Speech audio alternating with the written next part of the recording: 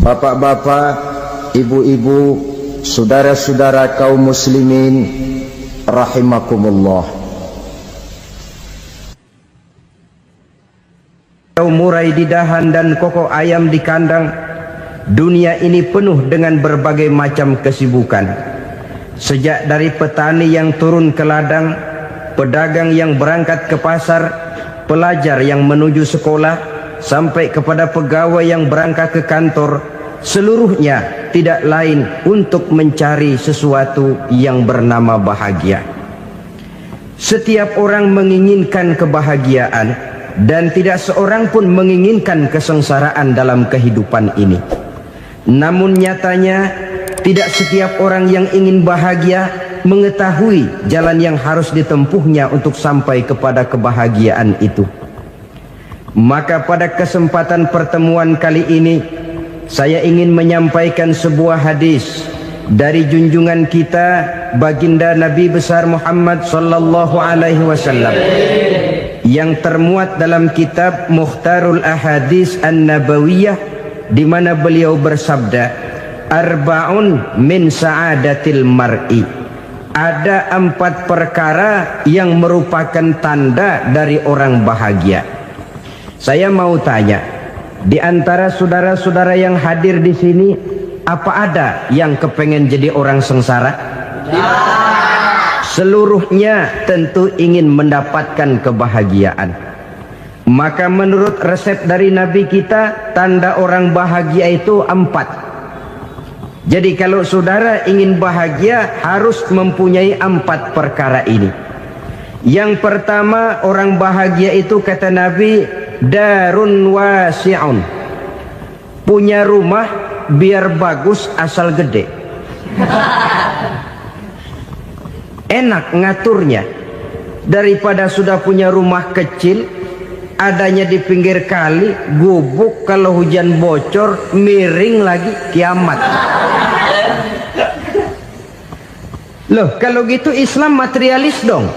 Hadis ini boleh diartikan dengan makna hakiki, arti yang sebenarnya, boleh diartikan dengan makna majazi, arti kiasan. Kalau dia diartikan dengan arti kias, maka yang dimaksud darun wasi'un ay qalbun wasi'un. Rumah yang luas tidak lain daripada hati yang lapang. Karena di situ kunci kebahagiaan yang sebenarnya. Walaupun kita cuma tinggal di petak berukuran 2 kali 3 meter, kalau hati kita luas-luas rasanya rumah itu. Tapi biar rumah kita halamannya saja puluhan ribu hektar, ada kolam renangnya, kamar tidurnya tidak lagi terhitung. Kalau hati yang menempati rumah itu sempit, maka akan terasa sempit jugalah rumah itu. Tempat bergantungnya tidak lain adalah hati. Marilah kita mencoba melihat berbagai pandangan orang tentang bahagia ini. Ada orang menyangka bahwa bahagia itu kalau dia mendapatkan harta yang sebanyak-banyaknya. Siapa yang banyak harta, dialah raja. Apa yang dia mau, seluruhnya bisa dibeli. Keamanannya, dia bisa menyewa petugas. Seluruh fasilitas untuk menyenangkan kehidupannya bisa dibeli. Pendeknya, hartalah segala-galanya dalam kehidupan. Sampai ada pepatah mengatakan, innad darahima fil amakini kulliha taksur rijala mahabatan wa jalala. Sesungguhnya harta, dinar, dirham, uang di mana-mana selalu bikin hebat orang yang memilikinya. Coba lihat, orang yang punya duit sama yang enggak punya duit, jangan gaya hidupnya, gaya jalannya aja lain. Wahia lisanun liman arada fasahatan, wahia silahun liman arada qitala. Uang adalah senjata yang paling ampuh bagi orang yang mau pergi perang, dan lidah yang paling fasih bagi orang yang mau bicara. Kalau bicara dengan lidah macet, cobalah bicara dengan harta, lancar. Sampai ada pepatah demikian, segalanya bisa diatur dengan harta. Maka di kalangan orang yang berpandangan semacam itu, seluruh kegiatan hidupnya hanya terfokus kepada bagaimana mengumpulkan harta yang sebanyak-banyaknya. Tidak peduli halal haram, tidak kenal sore pagi siang dan malam, tidak sempat sujud, jauh dari agama, jauh dari kehidupan yang bersifat ruhaniyah, jauh dari Allah dan sebagainya. Sampai dalam Al-Quran dikelompokkan dalam kelompok yang dinamakan lumazah. Allazi jama'a malahu wa 'addadah yahsabu anna malahu akhladah. Mereka mengumpul-ngumpulkan harta sebanyak-banyaknya dan menyangka bahwa harta yang banyak itu dapat mengekalkan hidupnya, mengekalkan kekayaannya, mengekalkan kebahagiaannya. Saudara hadirin yang berbahagia, kalau pandangan hidup ini benar, artinya kalau harta memang merupakan satu-satunya hal yang dapat membuat orang bahagia, tentu di rumah mewah tidak akan pernah ada tangis derita. Tentu di satu tempat di mana fasilitas hidup serba menunjang tidak ada yang namanya penderitaan. Tapi suka dan duka, sedih dan gembira, senyum dan tawa adalah milik setiap orang, baik dia punya harta maupun dia tidak punya harta. Nyatalah bahwa harta semata-mata bukan merupakan jaminan bahwa orang akan bahagia, walaupun tanpa harta orang sulit untuk bahagia. Saya mau cerita, ada orang super kaya, namanya Aristotle Onassis, raja tanker Yunani. Dia punya kapal tanker saja konon sampai 11 banyaknya. Punya perusahaan penerbangan yang disebut Olympic Airlines. Punya hotel di berbagai kota besar di dunia ini, sejak dari New York, London, Paris, Rome dan sebagainya. Bahkan punya pulau yang dia namakan Pulau Scorpio. Ini kan namanya sudah kaya nggak tanggung-tanggung, punya pulau. Nah, dia punya 2 orang anak, yang satu laki-laki namanya Alexander, yang satu perempuan namanya Maria Onassis. Seluruh harapannya tertumpah kepada anak lakinya Alexander ini, yang akan meneruskan usahanya, meneruskan kekayaannya, meneruskan dinastinya. Apa yang terjadi? Ternyata anak yang dia harapkan yang bernama Alexander ini mati muda dalam kecelakaan pada waktu dia olahraga. Apa olahraganya? Namanya olahraga anak orang kaya, golongan jet set. Olahraganya olahraga pesawat terbang. Jatuh, ya nggak kapungut, habis mati. Tinggal satu anak perempuannya, Maria Onassis. Tapi anak perempuan ini juga malah urakan. Terakhir dia pacaran, bahkan kemudian kawin sama orang Rusia. Rupanya Aristotle Onassis ini broken. Kekayaannya yang berlimpah ruah, perusahaannya yang begitu banyak, siapa yang akan meneruskan? Siapa yang akan menggantikan? Sampai kemudian dia mengurung diri di Pulau Scorpio dan mati di sana secara mengenaskan. Seorang multi jutawan, seorang yang super kaya, mati menyendiri di pulau sepi. Ibarat kata pepatah, anak ayam mati di lumbung. Bukan kekurangan makanan, keurugan makanan. Begitu kehidupan Aristotle Onassis. Dan banyak orang-orang yang sudah demikian kaya sampai dibingungkan oleh kekayaannya sendiri. Telusurilah kehidupan David Rockefeller misalnya, Henry Ford misalnya, Adnan Khashoggi misalnya. Multi jutawan yang kadang-kadang dibuat keder oleh kekayaannya sendiri. Pantas ketika Imam Ali ditawarkan orang, "Ya Ali, kalau kepadamu disuruh pilih ilmu atau harta, kau pilih mana?" Ya jelas pilih ilmu dong. Kenapa? Pertama, ilmu kalau kita berikan kepada orang lain tambah. Tapi harta kalau kita berikan kepada orang lain kurang. Saudara punya uang 10.000, dibagi orang 5.000, jelas uang saudara berkurang. Tapi saudara punya ilmu diberikan kepada orang lain bisa, saudara pun makin mantap. Tidak lantas jadi bodoh karena ngajarin orang. Saudara bisa Fatihah lalu mengajarkan orang Fatihah. Orang bisa, saudara pun makin hafal. Tidak lantas setelah diajarin orang ilmunya hilang. Begitu datang dia minta orang, tolong ajarin saya Fatihah, udah habis, nggak ada.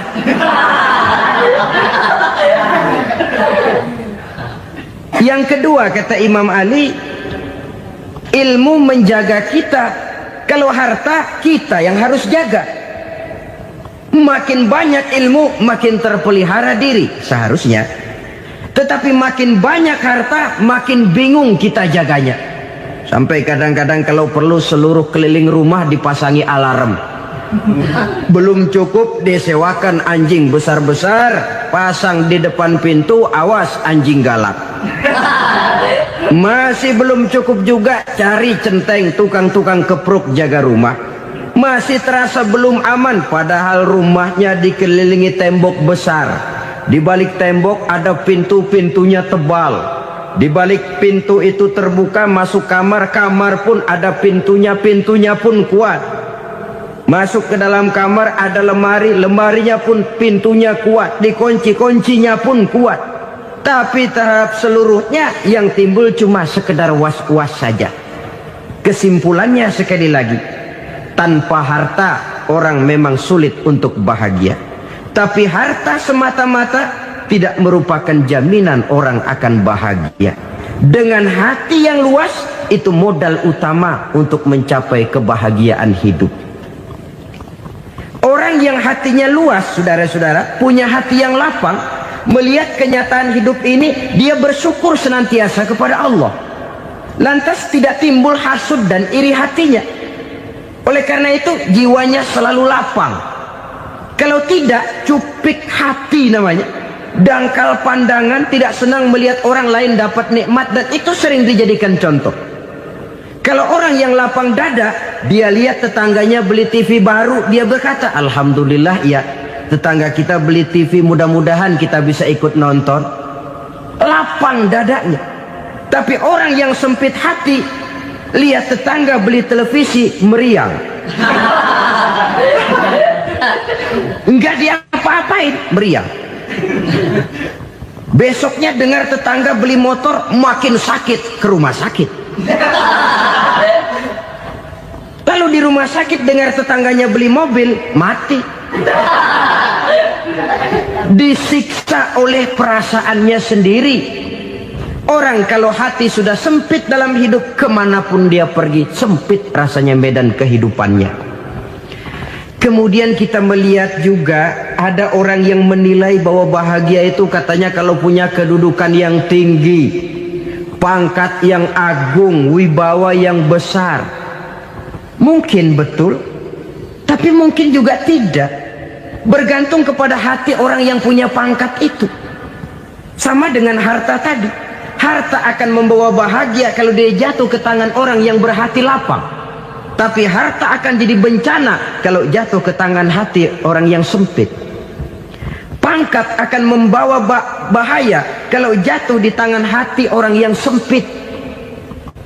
Lebih dari itu, kenyataan mengajarkan kepada kita bahwa ternyata pangkat dan jabatan tidak selamanya memberikan kebahagiaan dalam kehidupan. Bahkan resikonya kelewat besar. Beberapa bukti kita bisa ambil dari para pemimpin dunia yang menjadi korban lantaran pangkat dan jabatan yang disandangnya. Saudara ingat Presiden Abraham Lincoln dan John Kennedy dari Amerika? Dibunuh orang. Park Chung-hee dari Korea Selatan, Ziaur Rahman dari Bangladesh, Anwar Sadat dari Mesir, terakhir Indira Gandhi dari India, menjadi korban dari pangkat dan jabatan yang disandangnya dari orang-orang yang tidak senang dia memegang jabatan itu. Dia akan mudah mengundang bencana. Sehingga pantas kalau seorang presiden terkemuka Amerika, Harry Truman namanya, dia mengatakan jabatan presiden itu, kata dia, seperti orang nunggang macan, naik macan. Harus kita taiki, kalau enggak dia bakal nerekam kita. Ngeri katanya. Adapun orang yang hatinya lapang, kalau dia menerima pangkat dan jabatan, dianggapnya itu satu kesempatan untuk berbuat baik. Tapi orang yang berhati sempit, menerima pangkat dan jabatan, bukan kadang-kadang menerima, malah berusaha setengah mati mencapai dengan segala cara. Kalau perlu jilat atas, jilat atas. Jadi golongan sumuhun dawuh. Jadi kelompok kulon nuwun, yes sir, yang kerjanya cuma oke bos. Kalau perlu jilat atas, jilat atas. Kalau perlu injak yang bawah, injak yang bawah. Perlu sikut kiri kanan, sikut kiri kanan. Yang penting pangkat dapat, jabatan dapat. Orang yang semacam ini, kalau sudah mempunyai pangkat dan jabatan, biasanya dia tidak menganggap itu sebagai amanah, tidak menganggap sebagai kesempatan berbuat baik, tapi malah kesempatan untuk memperturutkan hawa nafsunya yang dilatar belakangi oleh kesempitan hatinya tadi. Apalagi kalau orang memperoleh pangkat karena banyak mengeluarkan uang. Seakan-akan pangkat dan jabatan itu sekarang macam proyek, pakai tender. Siapa yang berani bayar segini, naik. Nggak berani, minggir. Padahal logikanya, kalau orang mencapai satu jabatan karena banyak mengeluarkan uang, hampir bisa dipastikan bahwa setelah jabatan itu dia pegang, langkah pertama yang akan dilakukannya ialah berusaha bagaimana uang yang dia keluarkan supaya kembali. Ya paling kurang pulang modal dulu dong. Soal mikirin rakyat soal nanti, tapi ini modal harus pulang. Itu celakanya kalau orang memperoleh pangkat dan jabatan cuma karena banyak mengeluarkan uang. Jarang orang yang mempunyai keyakinan dan pandangan bahwa pangkat dan jabatan merupakan amanah. Jadi sekali lagi, pangkat dan jabatan mungkin saja membawa kebahagiaan kalau jatuh ke tangan orang yang berhati lapang. Tapi bisa jadi bencana kalau dia jatuh ke tangan orang yang mempunyai hati yang sempit. Dan lagi-lagi stresnya hati yang lapang. Lalu sebagian orang, saudara, ada yang berpandangan katanya bahagia itu kalau jadi orang terkenal, mempunyai popularitas, menjadi idola di kalangan remaja, di kalangan orang tua, di segala lapisan masyarakat. Padahal makin populer orang, makin terikat dia. Ya kalau macam kita ini kan nggak punya nama, nggak populer, tengah malam buta mau nongkrong di warung Tegal aman. Tapi pangkat, jabatan, kedudukan, popularitas menyebabkan kita diikat dengan berbagai macam peraturan. Cuma mandi sama ke WC saja yang nggak dikawal.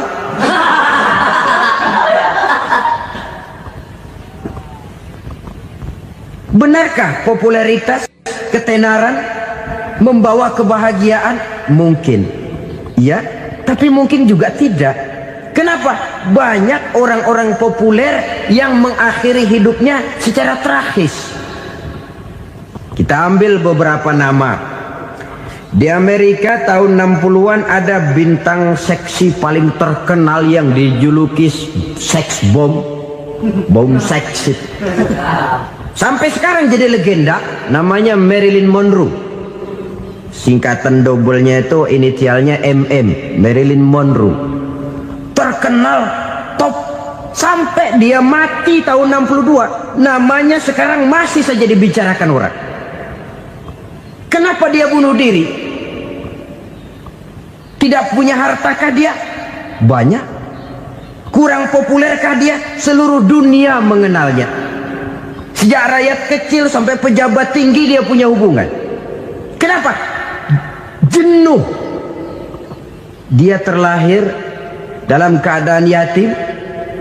Setelah itu tidak lama dia berangkat remaja, ibunya meninggal. Pindah dari wanita asuh ke wanita asuh sampai 12 orang ibu angkatnya. Dan kekecewaan yang paling parah, setiap laki-laki yang dekat dengannya hanya seperti kapal berlabuh,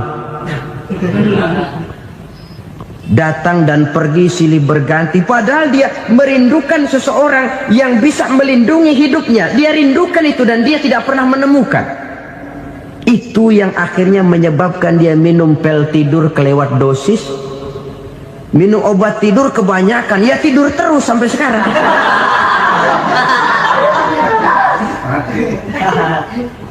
Dia mengakui, saya telah memiliki ketenaran, tapi saya tidak pernah hidup dalam ketenaran itu. Saya pandai main sandiwara, tapi saya ingin hidup dalam alam yang real sebagaimana umumnya orang. Itu yang dia rindukan. Menyusul jejak yang namanya Marilyn Monroe ini, Billie Holiday, saudara kenal tentu. Di rumah sakit dirawat,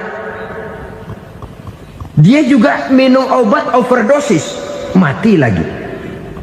Jimi Hendrix minum obat tidur overdosis kelewat batas, mati lagi.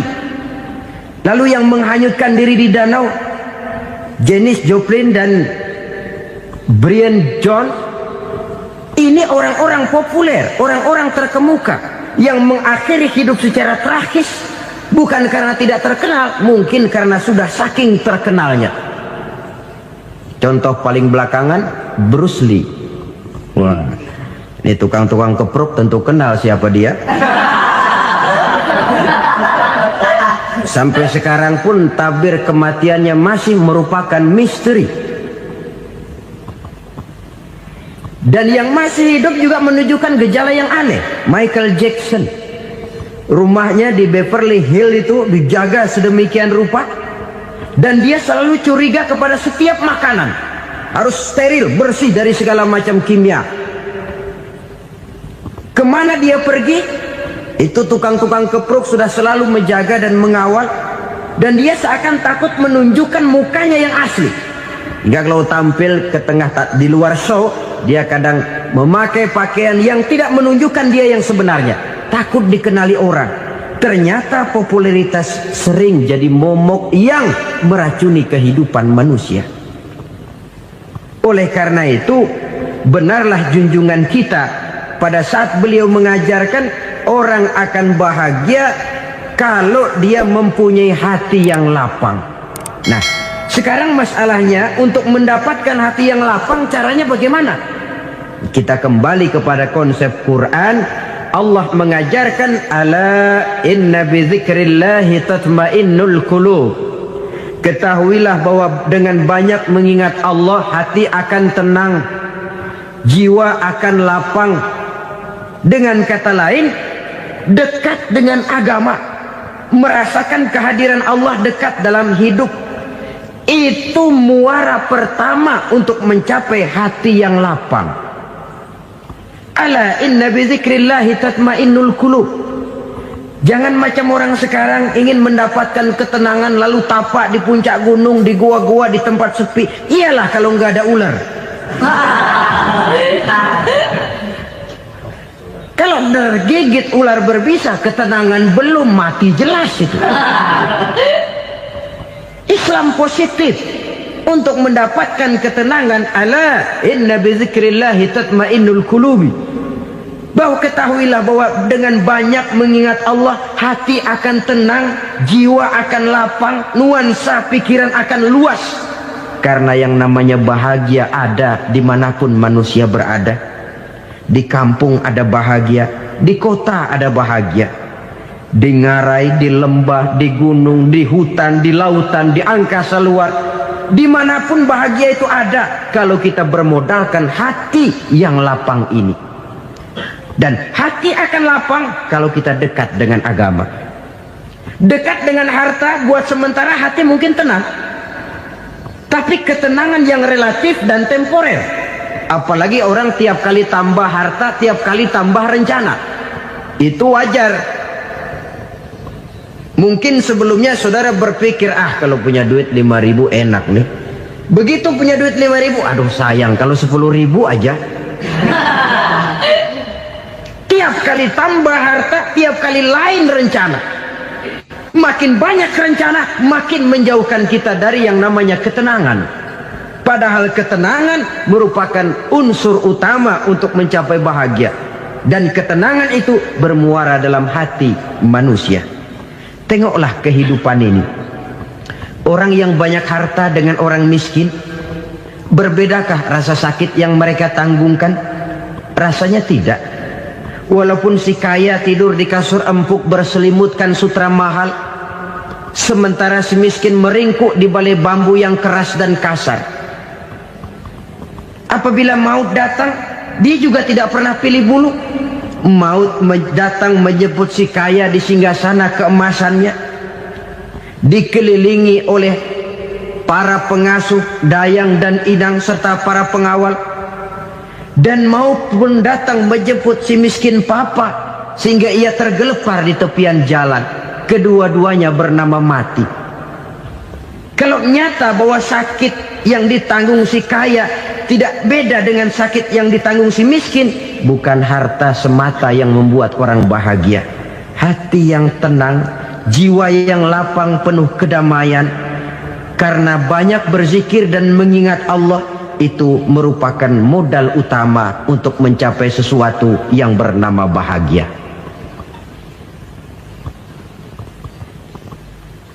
Saudara hadirin yang saya hormati, inilah yang pertama dari 4 ciri yang digambarkan oleh Nabi tentang tanda-tanda orang bahagia. Dan harus berangkat dari yang pertama ini, hati yang lapang. Ini yang harus kita miliki lebih dahulu. Baru nanti akan menyusul kepada poin yang ketiga, kedua, dan selanjutnya. Sebab kalau hati sudah terisi dengan jiwa yang lapang, seluruh persoalan insya Allah akan bisa kita atasi dengan sebagaimana mestinya. Yang kedua sekarang, tanda orang bahagia menurut baginda Nabi, markabun syariah. Orang bahagia itu, kata beliau, punya kendaraan biar cepat asal lancar. Artinya kemana dia mau pergi mudah. Apa maksud hadis ini? Kalau kita kaji lebih dalam, kendaraan itu kan alat transportasi. Transportasi tidak lain adalah usaha memudahkan komunikasi. Pindah dari situ kepada teori bahwa manusia adalah zon political, makhluk bermasyarakat yang tidak bisa memenuhi kebutuhan hidupnya secara sendirian. Kita memerlukan keberadaan orang lain dalam kehidupan ini. Untuk memakai baju saja kita sudah perlukan petani yang tanam kapas, pabrik yang memintal kapas jadi benang, pabrik yang menenun benang jadi kain, sampai kepada mesin jahit, sampai kepada tukang jahit. Itu cuma untuk memakai pakaian saja.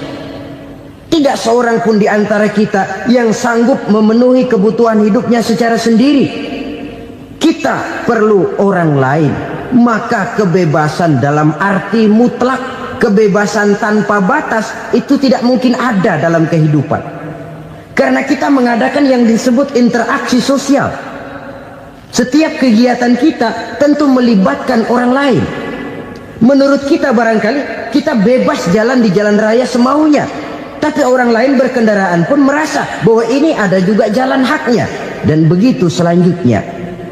Oleh karena itu, maksud dari kendaraan yang cepat ini adalah khulata'uhu ma'as solihin. Lingkungan pergaulannya terdiri dari orang-orang soleh. Pergaulannya luas. Kemana dia pergi ada temannya. Kesulitannya ada tempat dia cerita. Dan kesulitan kalau sudah diceritakan kepada orang lain, taruh kata orang itu tidak bisa menolong, namun menceritakannya kepada orang yang kita percayai, kan paling kurang sudah mengurangi beban jiwa, mengurangi tanggungan batin, merasa masih ada tempat kita cerita. Maka lebih baik orang awam yang mau bergaul ketimbang orang setengah alim tapi ngunci pintu. Sebab nantinya akan timbul sikap picik, cupik pandangan, dan tidak luas menghadapi kenyataan dalam kehidupan ini. Namun yang harus kita garis bawahi, pergaulan memang mesti luas. Namun jangan sekali-kali lupa bahwa pergaulan sangat besar pengaruhnya dalam ikut membentuk kepribadian manusia. Sehari-hari bisa kita bilang, kalau kita dekat sama tukang minyak wangi, sekalipun nggak dibagi minyaknya, baunya tentu dapat. Betul? Tapi dekat sama tukang elas, walaupun nggak kena apinya, asapnya mesti kena. Kalau Syauqi mengatakan lebih jelas lagi, man asyaral asrafa asa musyarrafan wa muasyiral anzali ghairu musyarrafin. Awalam taral jildal hakira muqabbalan bisagri lamma sara jildal mushaf. Siapa yang bergaul dengan orang mulia, dia bakal ikut menjadi mulia. Tapi siapa yang berteman dengan orang hina, dia tidak bakal ikut menjadi mulia. Tidakkah kau lihat, kata Syauqi, kulit kambing yang hina pun dicium orang ketika menjadi kantong Quran. Kulit kambing hina, kalau dia sendirian gak ada yang mau cium. Tapi begitu dia bergaul dengan Quran, menjadi kantong Quran, dipakein minyak wangi, ditaruh di tempat yang tinggi, mau diambil dicium dulu, dibawa dengan penuh hormat dan hati-hati. Kulit kambing yang hina lantaran berteman dengan Quran, numpang mujur. Tapi coba lihat kalau kulit kambing berteman dengan kayu, jadi beduk, habis. Zohor dikemplang, asar dipukul. Itu pun sedikit saja, cuma salah milih teman. Yang temannya Quran dihormati orang, yang temannya kayu lantaran jadi beduk, gelap-gelap subuh orang udah kemplangi.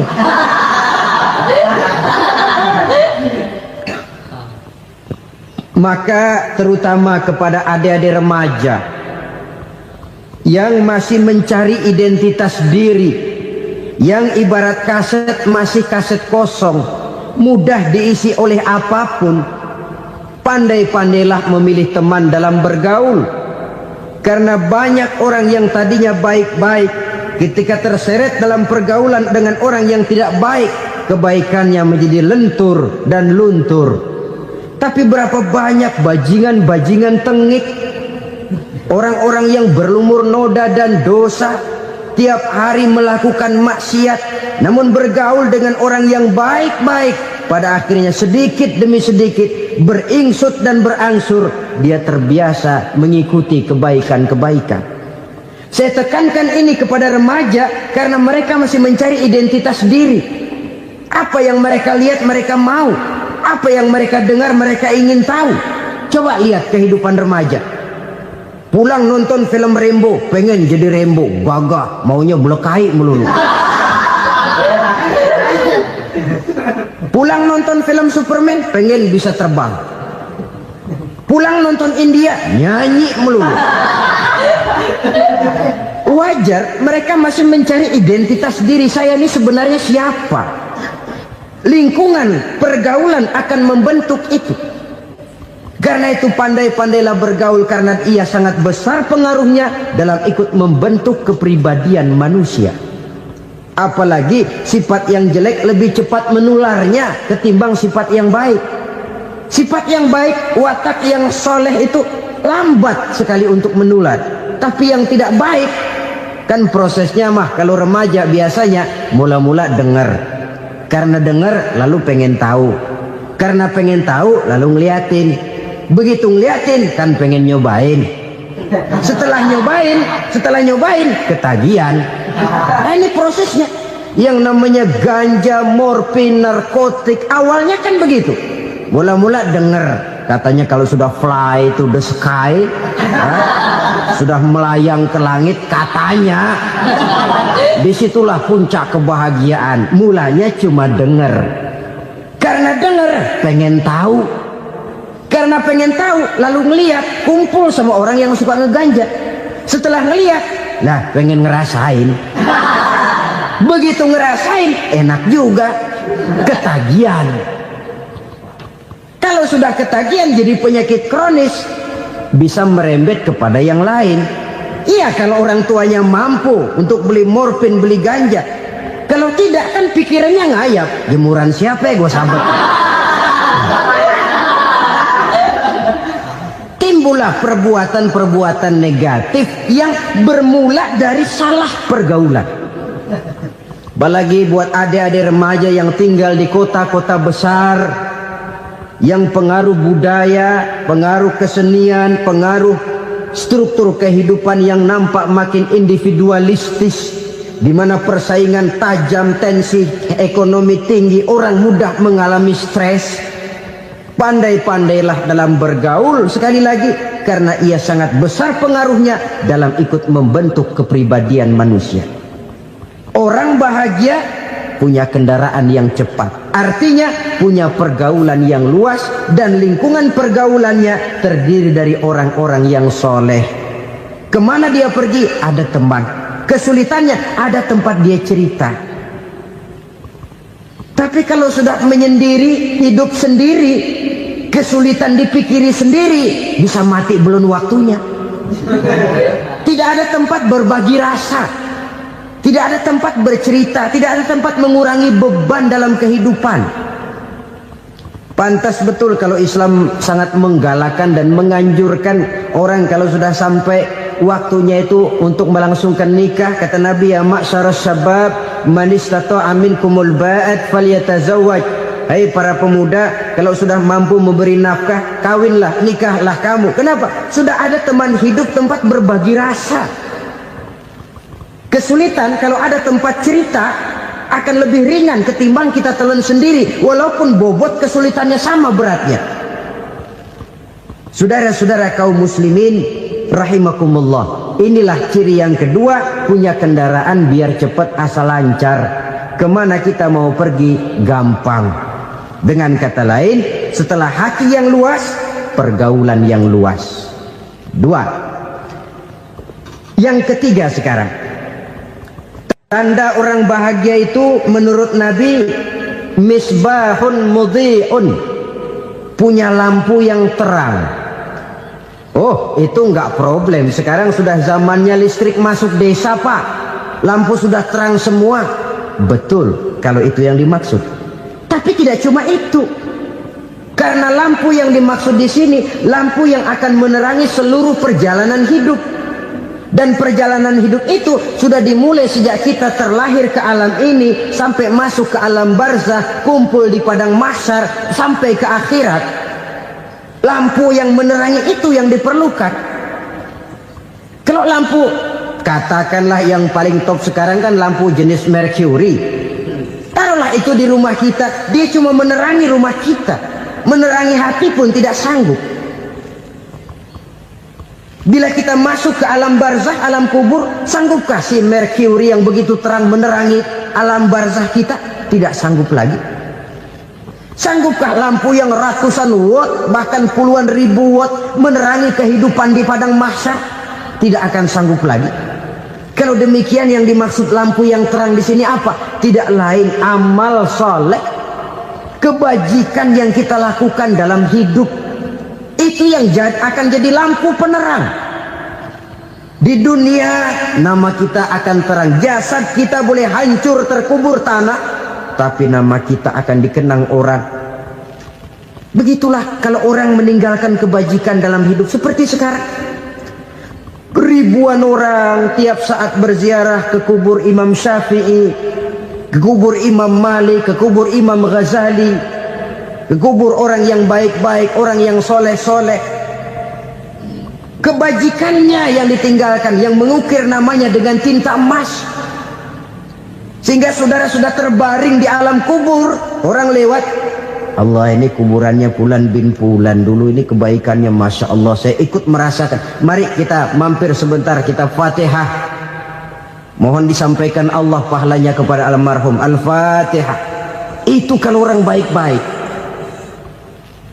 Lalu saudara tanya, Pak, orang mati dikirimin Fatihah apa nyampe pahalanya? Saya jawab, kalau saudara nggak percaya, mati dulu dah. Nanti saya Fatihain, tungguin di sana. Umpama nggak sampai, balik lagi kemari. Sekarang ini kan maunya otak-otakan saja. Kalau nggak masuk otak, nggak percaya. Padahal alam gaib itu nggak bisa diotak-otakin. Sama saja dengan saudara pernah dengar cerita kapal tanpa emas tenggelam, tak? Pernah nggak? Di mana? Di laut Masa Lembo. Begitu ketampung Mas tenggelam, ratusan penumpang itu terjun ke laut, dipermainkan gelombang, berjuang menghadapi maut itu. Orang lagi timbul tenggelam di lautan, dihantam ombak, kita tengokin pakai helikopter. Pak, lagi timbul tenggelam ya? Iya, tolongin. Jangan khawatir Pak, nih saya kirim intan Pak, harganya 10 juta. Kira-kira orang yang timbul tenggelam di laut seneng nggak? Tidak. Kan mahal toh intan 10 juta. Kenapa dia nggak senang? Karena intan 10 juta dalam kondisi seperti itu tidak sanggup menyelamatkan dia. Dia akan girang kalau dikirimin ban mobil bekas, dikirimin papan terentang atau bambu. Intan yang 10 juta dia nggak girang, ban mobil bekas yang 1000 perak tuh pegang, itu yang dia girang betul. Inilah sebabnya Nabi berkata, mal mayyitu fi qabrihi illa kal ghariqil mutaghawwis. Orang yang meninggal di alam kuburnya seperti orang timbul tenggelam di lautan. Yantaziru da'watan min ahli, menunggu doa dari keluarganya yang masih hidup. Duh, bapak saya sudah meninggal, saya sayang benar sama dia. Kirimin kulkas ke kuburannya Itu sama saja dengan tadi orang tenggelam di lautan dikirimi intan yang harganya 10 juta, tidak sampai. Begitulah kalau kebajikan yang kita tinggalkan dalam hidup, sudah mati pun kubur kita masih diziarahi orang. Tapi kalau jahat yang kita tinggalkan, boro-boro lah orang mau doa lewat dekat kuburan kita juga serem. Tuh bajingan no, dulu mati dipendem di situ tuh. Jangan lewat situ, ntar kesurupan, jangan. Lewat saja orang ngeri. Konon lagi membacakan Fatihah dan mengirimkan doa. Hidup pada hakikatnya adalah kesempatan untuk berbuat baik. Maka sekali kesempatan itu diberikan, manfaatkan dengan sebaiknya. Sebab kesempatan kedua tidak akan pernah ada. Kesempatan berbuat baik di sini, di akhirat sudah pembalasan namanya. Sekali kesempatan itu dicabut, dia tidak akan pernah dikembalikan lagi. Kata Iqbal, hidup tidak mundur ke belakang, Bung. Berhenti diinjak orang, mundur hancur. Tidak ada kata mundur dalam hidup ini. Berhenti diinjak orang, mundur kecebur. Tidak ada kata lain, harus maju dalam kehidupan dalam artian yang positif. Hidup adalah kesempatan untuk mengumpulkan kebajikan yang sebanyak-banyaknya. Di situ nilai daripada manusia. Sekarang ini memang nggak kelihatan kok, orang yang banyak pahala sama yang banyak dosa nggak kelihatan kok. Barangkali kalau habis bikin dosa palanya pada benjol, mungkin orang takut sama dosa. Tapi sekarang sama saja, orang yang banyak dosa dengan yang nggak banyak dosa jalan bareng dari belakang, sama, nggak kelihatan beda. Tapi ada waktunya di mana pahala memegang peranan, di mana dosa diperlihatkan. Sama saja kalau kita bawa mobil siang, lampu kan nggak begitu berfungsi. Apa lalu bilang, alah ini lampu berat-beratin, copot-copotin aja dah. Tidak perlu begitu. Kenapa? Pada suatu saat malam senja akan datang. Bila matahari terbenam, senja pun datang, gelap mulai merayap, disitulah baru terasa perlunya lampu. Pahala begitu. Sekarang orang yang nggak ada pahalanya nggak kelihatan dalam kehidupan. Tapi pada suatu saat senja kehidupan akan datang. Ajal merenggut nyawa, malam merayap, dan hidup mulai diliputi kegelapan di alam barzakh. Dikala itu kalau nggak punya lampu, alangkah malangnya kita. Sebab amal yang baik, kata Nabi, di alam barzakh itu akan diciptakan menjadi perempuan yang cantik menemani kita. Amal yang jahat akan menjadi orang yang paling jelek nemenin kita. Sudah di tempat gelap yang nemenin jelek.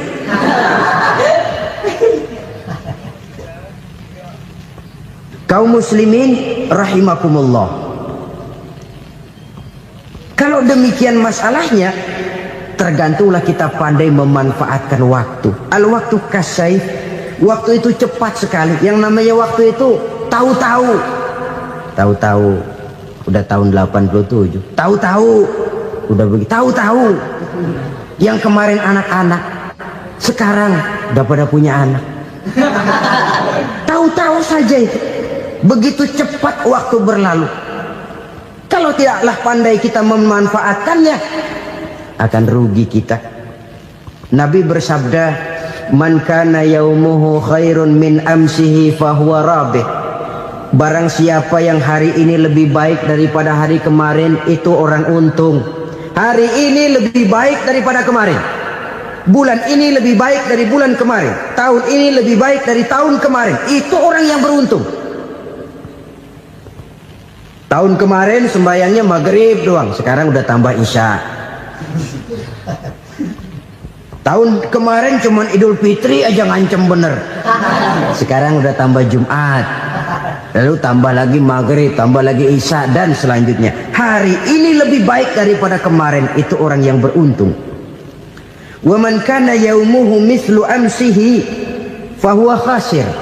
Lalu barang siapa yang hari ini sama saja dengan hari kemarin, itu orang rugi. Hari ini sama dengan kemarin, rugi itu. Bulan ini begitu, bulan kemarin begitu, tahun ini begitu, tahun lalu juga begitu. Rugi itu orang.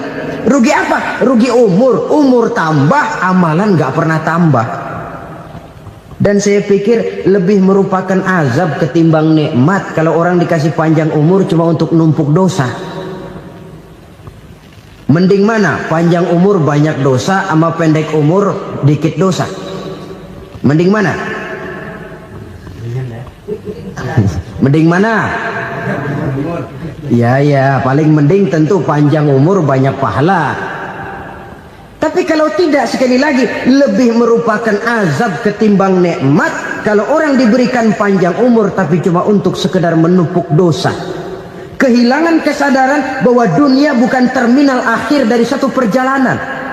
Dia cuma halte di mana kita berhenti sebentar untuk menuju kepada terminal yang hakiki. Saudara-saudara kaum muslimin rahimakumullah, inilah lampu yang akan menerangi kehidupan, amal yang kita lakukan di dalam kehidupan. Jadi yang dimaksud dengan lampu yang terang, kebajikan yang kita kerjakan dalam hidup. Nah, setiap orang di awal tadi saya bilang ingin bahagia. Bahagia itu kan hakikatnya kumpulan senang dan selamat. Senang, selamat. Apa bedanya? Senang tapi tidak selamat, nggak bahagia. Selamat tapi nggak senang, nggak bahagia orang. Contoh, kalau orang korupsi, duitnya banyak, senang dia, tapi keselamatannya.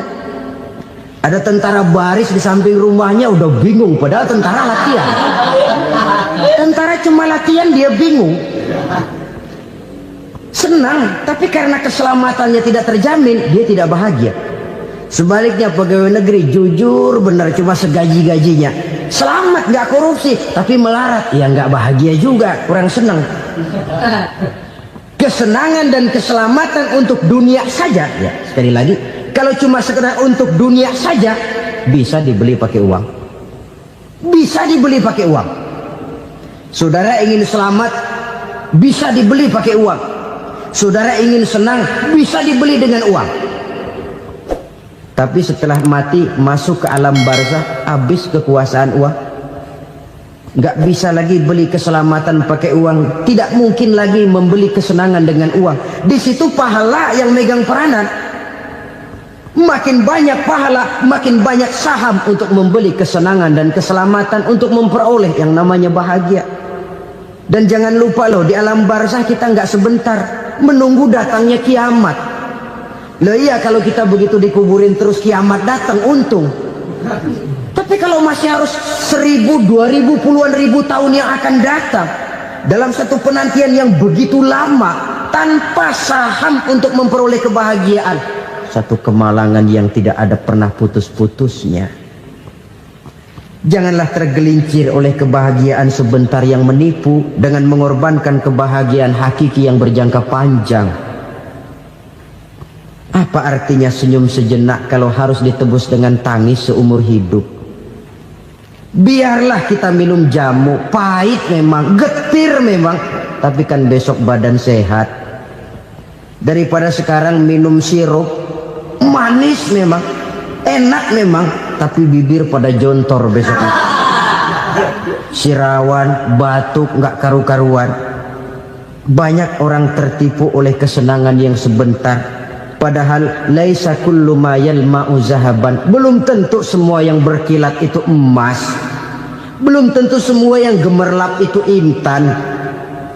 Karena itu marilah manfaatkan kesempatan yang diberikan Allah ini untuk mengumpulkan kebajikan yang sebanyak-banyaknya. Yang terakhir sekarang, yang keempat, tanda orang bahagia kata Nabi. Zaujatun salihah. Orang bahagia itu tanda yang keempat kata Nabi, punya istri biar cakep asal taat. Sudah surga itu sudah. Cakep taat. Istri kayak gitu, kalau belum mati jangan dikuburin dulu. Sudah cakep taat lagi. Tapi kadang-kadang enggak, udah jelek ngadat melulu. Apa yang mau dipilih? Sebab itu Quran mengatakan istri pakaian untuk suami, suami pakaian untuk istri. Kenapa suami istri diibaratkan pakaian? Alangkah tingginya gaya bahasa Quran ini. Suami istri teman hidup, hidup perjalanan panjang. Sejak kita dalam rahim sudah ada hidup kan di sini. Sampai ke alam dunia, masuk ke alam barzah, kumpul di padang mahsyar, sampai menuju akhirat, itu perjalanan hidup. Carilah istri atau suami teman hidup yang membawa manfaat tidak hanya kehidupan di dunia ini, sampai di alam barzah, sampai di padang mahsyar.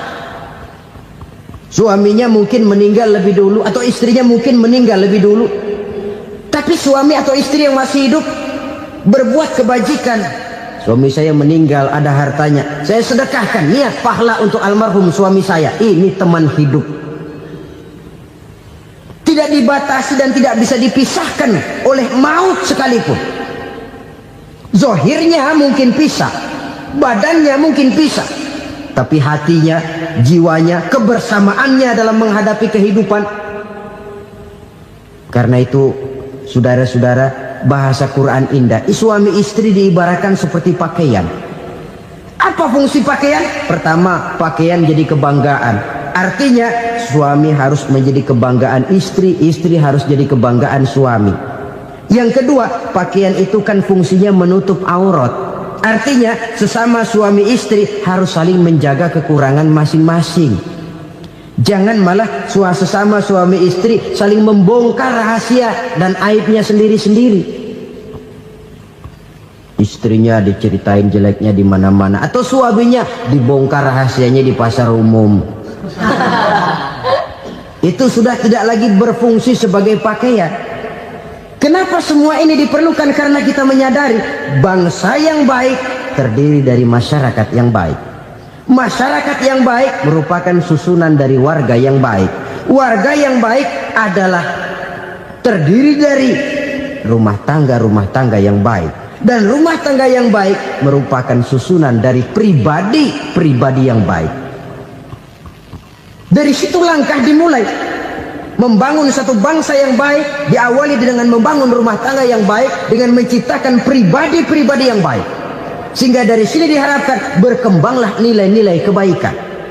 Orang akan bahagia mempunyai istri yang soleh.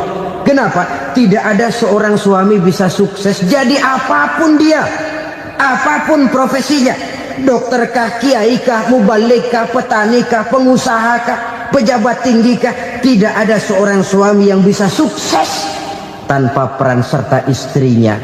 Walaupun memang peranan itu tidak begitu kelihatan, tapi sangat menentukan. Karena itu, saudara hadirin yang saya hormati, Islam sangat menghargai kaum wanita, memberikan kedudukan yang tinggi sepanjang tidak mematikan kodrat kewanitaannya. Nah, kalau sudah kesuksesan ini diawali dari rumah tangga, karier di masyarakat mudah untuk dikejar. Tapi keberantakan di rumah tangga merupakan kegagalan pertama di tempat lain. Nah, inilah saja yang dapat Al-Fakir sampaikan pada pertemuan kali ini.